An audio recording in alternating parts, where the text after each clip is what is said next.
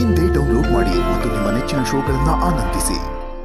ಉಪವಾಸ ಮಾಡು ಅಂತ ಹೇಳೋದು ಹೊಟ್ಟೆ ಕಟ್ಟಕ್ಕಲ್ಲ, ಹಸಿವನ್ನ ಗೆಲ್ಲೋಕೆ.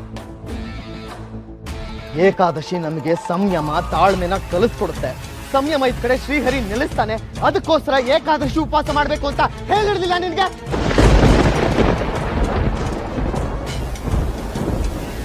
ಇಲ್ಲ, ಇನ್ನು ನನ್ನಿಂದ ಸಹಿಸಕ್ಕಾಗಲ್ಲ. ನಿನ್ನಿಂದ ನಾನಿದನ್ನ ನಿರೀಕ್ಷೆ ಮಾಡಿರ್ಲಿಲ್ಲ. ಯಾರೇ ಆಗಿ ಮಾಡಿದ ತಪ್ಪಿಗೆ ಶಿಕ್ಷೆ ಆಗ್ಲೇಬೇಕು.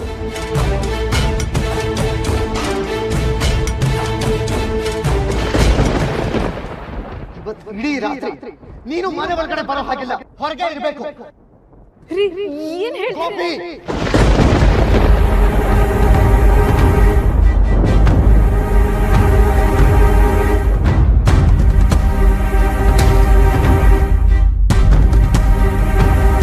ನಡೀರಿ ಒಳಗೆ.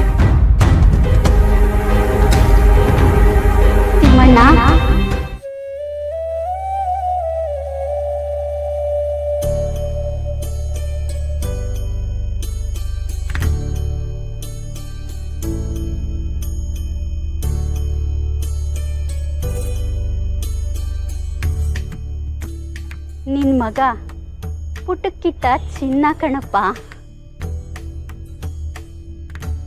ಅವನ್ ಮನ್ಸು ಎಷ್ಟು ಮೃದು ಅಂತೀಯ.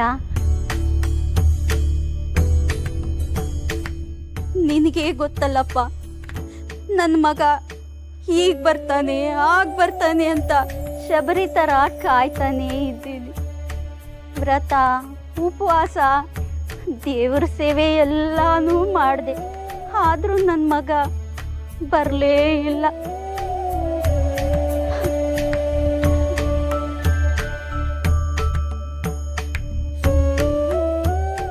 ಆದ್ರೇನಂತೆ ಇವತ್ತು ನಿನ್ನ ಮಗ ನನ್ನ ಮನೆಗೆ ಬಂದ.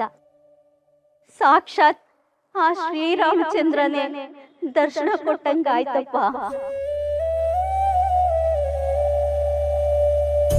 ನಿನ್ನ ಮಗ ನಮ್ಮಂತವ್ರ ಹೃದಯದ ಭಾರನ ಇಳಿಸೋಕೆ ಅಂತಾನೆ ಬಂದಿದ್ದಾನಪ್ಪ. ಇವತ್ತೇನಾಯ್ತು ಗೊತ್ತಾ? ಜನಸಾಮಾನ್ಯರ ಕಷ್ಟಗಳನ್ನು ಪರಿಹರಿಸುವುದೇ ಅವನ ಕಾಯಕ.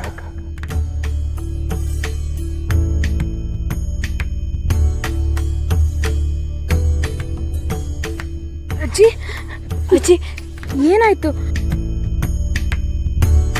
ತುಂಬಾ ಸುಸ್ತಾಗ್ತಿದ್ಯಾ? ನೀರು ಇಲ್ಲ ಇರಿ, ನೀರು ತರ್ತೀನಿ. ಬೇಡಪ್ಪ, ಇವತ್ತು ಏಕಾದಶಿ, ನೀರು ಕುಡಿಯಲ್ಲಪ್ಪ. ನಿಮ್ದೊಳ್ಳೆ ಹಠ ಆಯ್ತಲ್ಲ. ಹಾ, ಇದನ್ ತಿನ್ನಿ, ಶಕ್ತಿ ಬರುತ್ತೆ. ಅಯ್ಯೋ, ಎಲ್ಲಾದ್ರೂ ಉಂಟ ಮಗ? ನನಗ್ ಬುದ್ಧಿ ಬಂದಾಗಿಂದ ನಿಟ್ಟು ಉಪವಾಸ ಮಾಡ್ಕೊಂಡು ಬಂದಿರೋಳು. ಈ ಹಣ್ಣನ್ ತಿಂದು ಯಾವ ನರ್ಕಕ್ಕೆ ಹೋಗ್ಲಿ ಮಗ? ಅಜ್ಜಿ, ದೇಹ ಇದ್ರೇನೆ ಜೀವ, ಜೀವನ, ಆತ್ಮ, ಆಧ್ಯಾತ್ಮ ಎಲ್ಲದಕ್ಕೂ ಮೂಲ ದೇಹನೇ ಅಜ್ಜಿ. ನೋಡಿ, ನೀವು ತುಂಬಾ ಸುಸ್ತಾಗಿದ್ದೀರಾ, ನಿಮ್ಗೆ ಶಕ್ತಿ ಬೇಕೇ ಬೇಕು. ಇದನ್ ತಿನ್ನಿ. ಬೇಡ ಮಗ, ಏಕಾದಶಿ ದಿನ ಹಣ್ಣು ತಿಂದೆ ಅಂತ ಅಗ್ರಾರ್ದವ್ರಿಗೆ ಗೊತ್ತಾದ್ರೆ ನನ್ನ ಕೀಟಕ್ಕಿಂತ ಕಡೆಯಾಗಿ ನೋಡ್ತಾರೆ. ಇಲ್ಲಿ ಯಾರೂ ಇಲ್ಲ, ತಿನ್ನಿ. ನೋಡಿ, ನೀವು ಇಷ್ಟೊಂದು ಆತಂಕ ಮಾಡ್ಕೋತೀರಾ ಅಂದ್ರೆ ನಾನು ಯಾರಿಗೂ ಹೇಳಲ್ಲ, ಆಣೆ ಮಾಡ್ತೀನಿ.